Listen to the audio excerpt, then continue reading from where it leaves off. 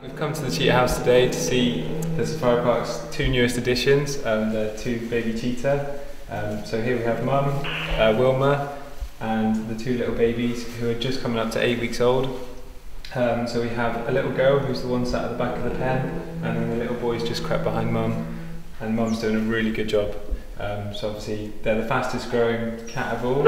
So when they were first born they were absolutely tiny, and in the last 8 weeks they've just grown massively in size. And they even started eating meat at 5 weeks old. So they're seen chewing on the bones and things now, and Mum just lets them pretty much do what they want. The little boy's got a more adventurous spirit than his sister, as you can see, and he's often found climbing all over Mum, all over the food, and the little girl's a little bit more timid in nature. Their dad is called Carl. He's outside at the moment in the paddock, but he has access almost next to them, so a pen away, because he wouldn't take an active role in parenting in the wild. We haven't let him too close yet, but obviously when they're big enough and strong enough they'll get to mix with Dad and interact with Dad.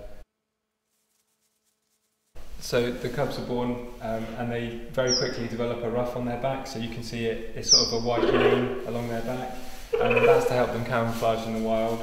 Some people think it's to make them look like honey badgers, because obviously they're not predated on in the wild very easily, honey badgers, so they kind of have a look of honey badgers about them, but it makes them appear bigger, so you see their hackles come up if they're not very happy. But yeah, it sort of helps to camouflage them, and they can be from very pale white to be a bit darker as well, and these guys have changed colour since they got a little bit older.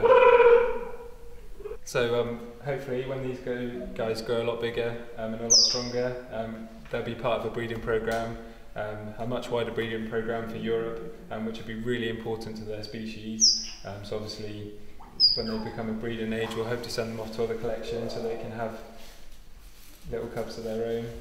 So these guys are really important and their success.